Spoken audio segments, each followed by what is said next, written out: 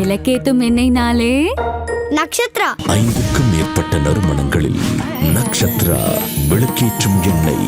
Meenakshi institute of engineering technology, Thandalam, Chennai. BTech, CSC, ANML, ANDS, cyber security, ITNEC. உங்கள் தங்க நகையை விற்று உடனடி பணம் பெற மேக்ஸ் கோல்ட். கால் 04445454545. எல்லா வீடுகளும் குன்று இருக்கும் இடமெல்லாம் குமரன் இருக்கிற இடம் சொல்லுவாங்க. இங்கே மட்டும் கடல் இருக்கக்கூடிய இடத்துல குமரன் இருக்கார். யாருக்கெல்லாம் நீண்ட நாள் கோரிக்கை இருக்கும், கல்யாணம், குழந்தை பாக்கியம், எதுக்காக இருந்தாலும் சரி, அந்த வேண்டுதல் நிறைவேறணும் அப்படின்னா திருச்செந்தூர் சுவாமி கோவில் கும்பாபிஷேகம் பார்த்துட்டு முடிஞ்சால் அந்த கும்பாபிஷேகத்தில் கலந்துக்கலாம். அப்படி இல்லைன்னா 48 நாள் அந்த மண்டல பூஜைக்குள்ளே ஒரு நாள் போய் சூரபத்மன் அரக்க குணத்தோடு இருக்கக்கூடியவனை சம்ஹாரம் பண்ணுவதற்காகவே தோன்றிய கடவுள் செந்திலாண்டவர். அவர் திருச்செந்தூரில் போர் புரியறதுக்கு தயாராகும் பொழுது வியாழ குரு பகவான் தரிசனம் கேட்டு முருகர்கிட்ட வழிபட்டு, ஜாதக கட்டத்தில் கடகராசினாலே அது ஒரு நீர் ராசி, நல்ல ஒரு ஞானம் அருளக்கூடிய நிலை அப்படிங்கிறது தான் அந்த கடக வீட்டுக்கு உண்டான ஒரு சிறப்பம்சம். அது நிறைந்த இடம்தான். முழுக்க முழுக்க இறைவன் கிட்ட தன்னை ஒப்படைத்து சரணாகதி தத்துவத்துடன் அதற்கு ஒப்பான ஒரு விஷயத்துக்காக அவங்க மடிப்பிச்சை கேட்கறதுங்கிறது. வணக்கம். இன்று நம்முடன் ஜோதிடரும் ஆன்மீக பேச்சாளருமான பத்மபிரியா அவர்கள் நம்மோடு இணைந்துள்ளார். வணக்கம். வணக்கம். கலாட்டா டிவைன் நேயர்களுக்கு வணக்கம். திருச்செந்தூர் கோயில் அப்படின்னோடனே நம்ம தமிழ் மக்களுக்கு அவங்களுடைய உணர்வோடு கலந்த ஒரு ஆலயம். திருச்செந்தூர் கும்பாபிஷேகம் என்ன மாதிரியான ஏற்பாடுகள்லாம் அங்கே நடந்துக்கிட்டு இருக்குங்கிறது ஒன்று.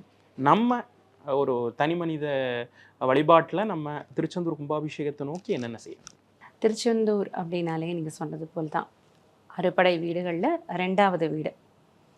எல்லா வீடுகளும் குன்று இருக்கும் இடமெல்லாம் குமரன் இருக்கிற இடம் சொல்லுவாங்க. இங்கே மட்டும் கடல் இருக்கக்கூடிய இடத்துல குமரன் இருக்கார்.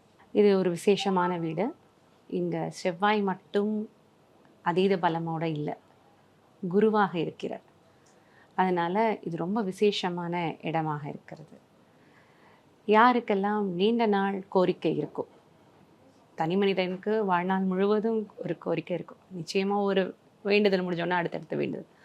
அதுபோல் இப்போது ரொம்ப நாளாக வெயிட் பண்ணிகிட்ருக்கிறவங்க என்னென்ன விஷயத்துக்காக, கல்யாணம், குழந்தை பாக்கியம், எதுக்காக இருந்தாலும் சரி, அந்த வேண்டுதல் நிறைவேறணும் அப்படின்னா திருச்செந்தூர் சுவாமி கோவில் கும்பாபிஷேகம் பார்த்துட்டு முடிஞ்சால் அந்த கும்பாபிஷேகத்தில் கலந்துக்கலாம். அப்படி இல்லைன்னா 48 நாள் அந்த மண்டல பூஜைக்குள்ளே ஒரு நாள் போய் அங்கே பெருமானை தரிசிச்சுட்டு வந்தால் நிச்சயமாக அவங்களுடைய பல நாள் நீண்ட நாள் கோரிக்கை அப்படிங்கிறது நிறைவேறும், நிச்சயமாக நிறைவேறும். செந்திலாண்டவர் அங்கே ஷண்முகராக, உற்சவராகவும் மூலவராகவும் இருக்கார். செந்திலாண்டவர் இன்னொரு மூலவராக இருக்கார். அப்படிங்கிறப்ப அந்த கோயிலுடைய சிறப்புகள், இந்த ஒரு மற்ற கோயில்கள்லாம் இல்லாத சிறப்பு திருச்செந்தூருக்கு இந்த ஒரு விஷயம் இருக்குன்னா என்ன? சூரபத்மன் அவர் அந்த அரக்க குணத்தோடு இருக்கக்கூடியவனை சம்ஹாரம் பண்ணுவதற்காகவே தோன்றிய கடவுள் செந்திலாண்டவர். அப்போது அவர் திருச்செந்தூரில் போர் புரியறதுக்கு தயாராகும் பொழுது குரு பகவான், வியாழ குரு பகவான் தரிசனம் கேட்டு முருகர்கிட்ட வழிபட்டு அந்த ஸ்தலம் அங்கே குருஸ்தலமாகவும் ஆகிவிட்டது. இப்போது கடக வீடு ஜாதக கட்டத்தில் கடகம் அப்படின்னாலே, கடகராசினாலே அது ஒரு நீர் ராசி. அங்கே செவ்வாய் நீச்சம், குரு உச்சம். கோபம் தணிந்து நல்ல ஒரு ஞானம் அருளக்கூடிய நிலை அப்படிங்கிறது தான் அந்த கடக வீட்டுக்கு உண்டான ஒரு சிறப்பம்சம். அது நிறைந்த இடம்தான் இந்த திருச்செந்தூர், கடலுடன் கூடிய திருக்கோவில். அப்போது அந்த திருக்கோவிலில் எவ்வளோ ஒரு அற்புதமான இடமா இருக்கும். ஞானத்தை வழங்கக்கூடியவர். கோபம் அரக்கருடைய குணத்தை அழிக்கணும்னா ஒரு கோபம் இருக்கணும், இருந்தாலும் அது அழித்த பின்பு அங்கே குருவாக இருக்கக்கூடிய தவக்கோலம் கொண்டு இருக்கக்கூடிய முருகர் தான் அங்கே சிறப்பம்சம்.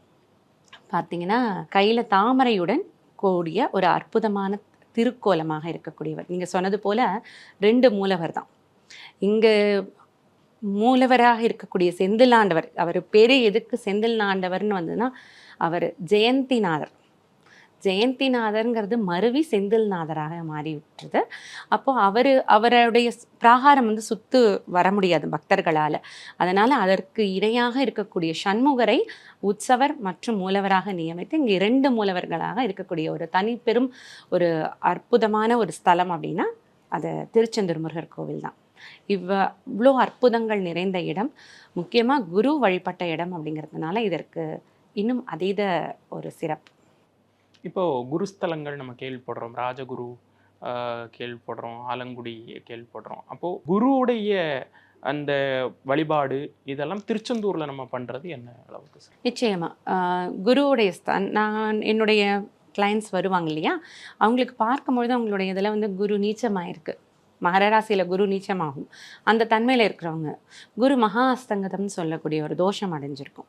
சூரியனுடன் மிக நெருக்கமாக இருக்கக்கூடிய குரு அமைப்பிற்கு இருக்கவங்களுக்கு எல்லாமே குருவுடைய அதிர்வலைகள், ஒருத்தர் எந்த அந்த மாதிரி தன்மையில் பிறந்திருக்காங்களோ அந்த கிரகத்துடைய வலு இழந்திருந்ததுன்னா அவங்களுக்கு கிடைக்க வேண்டிய அந்த விஷயங்கள்லாம் கிடைக்காது. குரு வலு இழந்திருக்காங்கன்னா அவங்களோட ஞானம் மிளிராது ஒன்று. அடுத்தது பார்த்திங்கன்னா குரு தான் தனக்காரகன்னு சொல்லக்கூடியது, பெருந்தனத்துக்கு உண்டானவன். சுக்கிரன் அப்படிங்கிறது நமக்கு டே டு டே லைஃப்பில் இருக்கக்கூடிய மணி ஸ்பெண்ட் பண்ணக்கூடிய அந்த அளவுக்கு அமௌண்ட். நான் ஒரு சொத்து சுகம்லாம் சேர்க்கணும் அப்படின்னா அதுக்கு குரு நல்லா வலுவாக இருக்கணும். அப்போ யாருக்கு குரு வந்து அதிகமாக பலம் இழந்திருக்கோ, அதே போல் பெண்களுடைய ஜாதகத்தில் பெண்களுக்கு வந்து பூர்வ புண்ணியம் சொல்கிறது மட்டும் இல்லாமல் காலபுருஷ தத்துவத்தில் 9ஆம் வீடு தான் வந்து பெண்களுக்கு குழந்தை பாக்கியத்துக்கு, எப்படி ஆண்கள் வந்து 5ஆம் வீடுன்னு சொல்கிறோமோ 9ஆம் வீடுன்னு சொல்லுவோம். அப்போ குரு அப்படிங்கிறவர் வந்து பெண்களுக்கு கருமுட்டையை குறிக்கக்கூடிய கிரகமாக இருக்குது. அப்போ இதெல்லாம் கொடுக்கக்கூடிய ஒரு குருவுடைய ஆற்றல் அப்படின்னா அந்த குருவுடைய அந்த வழிபாட்டு ஸ்தலங்களுக்கு போய் கிடைக்கும் பொழுது தான் நிச்சயமாக பரிபூர்ணமாக கிடைக்கும். அப்படி பார்க்கும்பொழுது ஆலங்குடிங்கிறது அது குரு பகவானுக்கு உண்டான கோயில், இந்த தட்சிணாமூர்த்தி ரூபமாக இருக்கிறார். இங்கே வந்து வியாழனுக்கு காட்சி கொடுத்த ஒரு குருஸ்தலமாக இருக்கிறதுனால அவருக்கும் ஒரு அடுத்த நிலையாக இருக்கக்கூடிய கோவிலாக பார்க்குறோம். நிறைய பேருக்கு குருவுடைய அற்புதமான பலன்கள், நிறைய பேருக்கு அங்கே போயிட்டு குழந்தை பாக்கியம்லாம் கிடச்சிருக்கு. அதனால் திருச்செந்தூர் முருகர் கோவில் சிறப்பு மிக்கது. திருச்செந்தூர் கோயில், செந்திலாண்டவர் கோயில் உருவான அந்த வரலாறு இருக்கலாம் பார்த்தீங்கன்னா இது கிட்டத்தட்ட 2000-3000 வருடங்களுக்கு முற்பட்டது அப்படின்னு சொல்லலாம். இது கடற்கரையோரம் அமைந்தது அப்படிங்கிறதுனால ரொம்ப வருடமாக அந்த செவிறு பகுதியெலாம் இருக்கு இல்லையா, அந்த கட்டமைப்பு அதெல்லாமே கொஞ்சம் வந்து சிதிலான இந்த உப்பு காற்றினால அதை வந்து கொஞ்சம் வருடங்களுக்கு முன்னாடிலாம் பார்த்தீங்கன்னா சாதுக்கள் ஒரு 5 பேர் சேர்ந்து அதை கொஞ்சம் கொஞ்சமாக ஒரு திரும்ப நல்ல கருங்கல்லாலான ஒரு கட்டிடத்தை திரும்ப அதை வந்து சீரமைப்பும் பயணியில் வச்சுட்டு இருந்தாங்க. அதற்கப்புறம் பார்த்திங்கன்னா அது கட்டமைப்பு முடிஞ்சதுக்கு அப்புறமா இப்போ பார்த்திங்கன்னா 1940களில் ஒரு கும்பாபிஷேகம் நடத்தினாங்க. இருந்தாலும் இதற்கு வந்து ரொம்ப அற்புதமான ஒரு கோவில்னு வச்சுக்கோங்களேன். 9 நிலை ராஜகோபுரத்துடன் நல்ல 130 அடி உயரத்தில் கம்பீரமாக இருக்கும். 9 கலசங்கள் இருக்கக்கூடிய அற்புதமான உயரமான ஒரு ராஜகோபுரம். அப்போது அந்த கோபுரங்கள் இப்போது திரும்ப புனரமைப்பு செய்து இப்போ வந்து திருப்பணி நடந்து கொண்டிருக்கிறது. இங்கே வந்து ரொம்ப விசேஷமான ஒரு விஷயம் அப்படின்னு பார்த்தீங்கன்னா, சூரபத்மனை வென்ற பிறகு அந்த படையினருக்கு தண்ணி தாகம் எல்லாருக்கும் இருக்கும் இல்லையா, அது போல் இருக்கும்பொழுது கடல் தண்ணியை குடிக்க முடியாது. தன்னுடைய கையிலேருந்து தன்னுடைய வேலை வந்து கீழே நோக்கி பூமியில் குத்தும் பொழுது அங்கேருந்து வந்த தீர்த்தமானது, அந்த தீர்த்தம் இப்பயும் நிறைய ரொம்ப சுவை மிகுந்ததாக இருக்கும். அது பக்கத்துலேயே கடல் இருக்குது, இருந்தாலும் சிறு உப்பு கூட இல்லாத மாதிரி இருக்கிற தீர்த்தம் நாழிக்கிணறுன்னு சொல்லுவாங்க. 24 தீர்த்தங்கள் அங்கே இருக்குது. அதெல்லாம் வந்து திருச்செந்தூருடைய சிறப்புகள் அப்படின்னு சொல்லலாம்.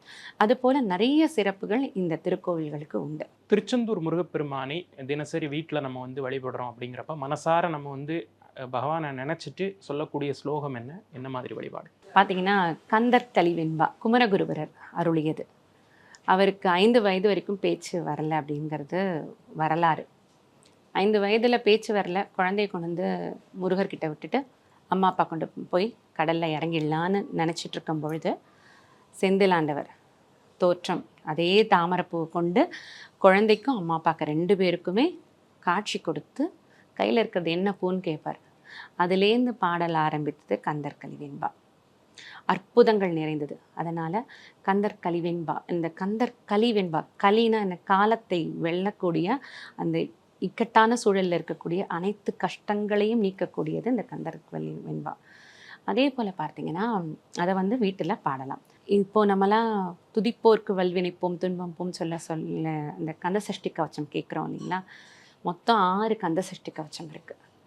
இந்த கந்தர் சஷ்டி கவச்சம் பாலதேவராயர் தான் ஆரையும் எழுதினார் அப்படின்னாலும் இது பர்டிகுலர் இந்த கந்த சஷ்டி கவச்சம் திருச்செந்தூர் முருகனுக்காகவே எழுதியது.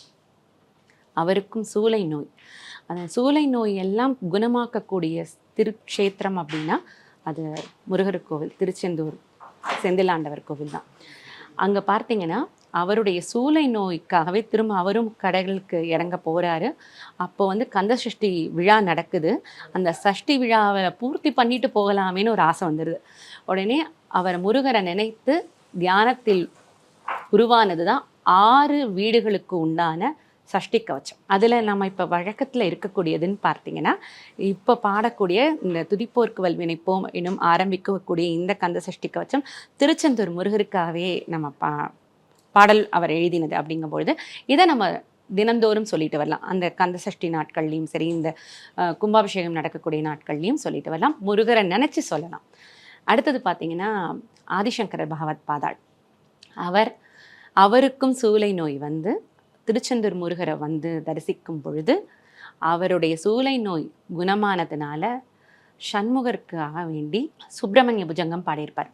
இது 32 பாடல்கள் கொண்டது. இதில் முழுக்க முருகருடைய விசேஷத்தை பற்றி, அவருடைய அருளை பற்றி பாடும் பொழுது அதில் முக்கியமாக பன்னீர் இலை விபூதின்னு சொல்லிட்டு, பன்னீர் இலை விபூதி இப்போ வரைக்கும் கொடுத்துட்ருக்காங்க. அந்த பன்னீர் இலை விபூதியுடைய பிரசாதத்துடைய மகத்துவத்தை இந்த சுப்பிரமணிய புஜங்கத்தில் 25வது பாடலில் பாடியிருப்பார். இந்த பாடலை எடுத்து நம்ம அடியார்கள்லாம் பாடலாம் முருகரை நினைத்து. இந்த பன்னீர் இலை விபூதிங்கிறது அவ்வளோ மிக விசேஷமானது. இன்றைக்கும் காலையிலையும் அங்கே சுவாமி கிட்ட வச்சுட்டு பிரசாதமாக விநியோகிப்பாங்க. அதை வீட்டில் வச்சுட்டு பொக்கிஷமாக பார்த்துட்டு யாருக்கு எந்த சின்ன தலைவலியோ காய்ச்சலோ எப்படியாப்பட்ட ஒரு வியாதி இருந்தாலும் அதை எடுத்து நெற்றிலையும் வாயிலும் கொஞ்சம் போட்டுக்கிட்டா உடனடியாக எந்த ஒரு வியாதியும் நிவாரணமாகுது அப்படிங்கிறது கண்கண்ட உண்மை. மேம், இப்போ கந்தசஷ்டி கவசம் பற்றி சொன்னீங்க. இப்போ துதிப்போர்க்கு வல்வினை போம் துன்பம் போம், அதுதான் நம்ம எல்லாருக்குமே தெரிஞ்ச கந்தசஷ்டி கவசம், அதுதான் ஆரம்பம் அப்படிங்கிறது நமக்கு தெரியும். ஆனால் 6 கந்தசஷ்டி கவசம் இருக்குன்னு இன்னைக்கு தான் எனக்கு தெரியுது. ஆக்சுவலாக எப்படி அறுபடை வீடுகளுக்கும் தனித்தனியாக, அறுபடை வீடுகளுக்கும் ஒவ்வொரு நாளைக்கும் ஒவ்வொரு சஷ்டி கவச்சத்தை அவர் பாடியிருக்கார். அதில் திருச்செந்தூர் முருகருக்கான சஷ்டி கவச்சம் தான் நாம் இப்போ வழக்கத்தில் வச்சுட்டு இருக்கிற இந்த கந்த சஷ்டி கவச்சம். இது அரங்கேற்றின இடம் அப்படின்னு பார்த்தீங்கன்னா சென்னிமலையில் தான் அரங்கேற்றம் பண்ணியிருக்கார். அதனால் அவ்வளோ சிறப்பு மிகுந்தது இப்போ நம்ம பாடிட்டுருக்கிற இந்த கந்த சஷ்டி கவச்சம். ஒவ்வொரு கோவில் கும்பாபிஷேகமும் ஒரு புத்துணர்ச்சி ஊட்டக்கூடிய ஒரு விஷயமா இருக்கும். அந்த கோயிலுக்கு ஒரு புது உயிரோட்டம் அந்த கோயிலுக்கு கிடைக்கும் அப்படின்னு சொல்லுவாங்க. அப்போ திருச்செந்தூர் கோயில் கும்பாபிஷேகத்திலேருந்து நம்ம பக்தர்கள் என்ன புரிஞ்சுக்கணும், அந்த கோயிலுக்கு எப்படி போகிறது, இப்போ ஒரு தனிப்பட்ட முறையில் நம்ம விரதம் இருக்கணுமா, அந்த மாதிரியான? இது எப்பயும் போலவே விரதங்கள் எப்பயும் சஷ்டிக்கு இருக்கிறது போல, கிருத்திகை நட்சத்திரம் வர அன்னைக்கு விரதம், செவ்வாய்க்கிழமை விரதம், இது போல் இருக்கலாம். ஆனால் அன்றைக்கி பர்டிகுலராக அங்கே இருக்கக்கூடிய ஒரே நேரத்தில் ஒரு விஷயத்தை எல்லாரும் ஒரு நேரத்தில் நினைக்கக்கூடியது தான் அதிர்வலைகள் அதிகமாக இருக்கும். அன்றைக்கி அந்த ஜூலை 7ஆம் தேதி 2025 கும்பாபிஷேகம் நிர்ணயம் பண்ணியிருக்காங்க. அந்த நேரத்தில் எல்லோரும் ஒரு சேர முருகருக்கு அரோகரா அந்த கோஷம் போட்டு வீட்டிலையும், அங்கே போக முடியலன்னா கூட வீட்டில் இருக்கக்கூடிய அவங்களுடைய சுவாமி இடத்துல முருகர் படத்துக்கு ஒரு நைவேத்தியம் வச்சு ஒரு கற்பூர ஆரத்தி அந்த நேரத்தில் முருகனை நினைக்கிறதுங்கிறது ஒரு சிறப்பு மிகுந்த ஒரு விஷயமா இருக்கும், வழிபாட்டு முறையாக இருக்கும். என்ன கோரிக்கை வைக்கணுங்கிறதெல்லாம் மனசில் இல்லைங்க. அவரை நினச்சா அவர் படைத்தலைவன், அதனால் நம்மளை முழுக்க நம்மளை பாதுகாப்பார். அதை தாண்டி செவ்வாய்க்குரிய அனைத்து விதமான விஷயங்களும் நமக்கு தருவார். செவ்வாய் அப்படின்னாலே உங்களுக்கு பாதுகாப்பாளர். முதல்ல நம்மளை ஃபஸ்ட்டு சேஃப்டி பண்ணிக்கணும், அதுக்கப்புறம் தான் மற்றதெல்லாம். நம்மளை பாதுகாத்து அடுத்த நடவடிக்கை போக முடியும். அப்போ அது போல் ஃபஸ்ட்டு நம்மளை பாதுகாப்பார், அதுக்கப்புறம் குருவாகி நமக்கு அருள் புரிந்து நமக்கு ஞானத்தையும் தருவார். அப்படிங்கிறதுனால அன்றைக்கி நம்ம வீட்டில் ஸ்பெஷலாக பண்ணணுன்னா அது போல் ஏதாவது திணை மாவு இது போலலாம் செஞ்சு பிரசாதம், அதாவது நைவேத்தியம் பண்ணிவிட்டு நம்ம வீட்டில் வழிபாடு எப்பயும் போல் பண்ணலாம். குடிப்பினை உள்ளவர்கள் அங்கே போய் நேரில் பார்க்குறது விசேஷம். அது பாக்கியம், நிச்சயமாக பாக்கியம் தான். நிறைய விஷயங்கள் பகிர்ந்துக்கிட்டீங்கம்மா, ரொம்ப நன்றி. மிக்க நன்றி. விளக்கேத்தும் எண்ணெய்னாலே நக்ஷத்ரா. 5க்கும் மேற்பட்ட நறுமணங்களில் நக்ஷத்ரா விளக்கேற்றும் எண்ணெய்.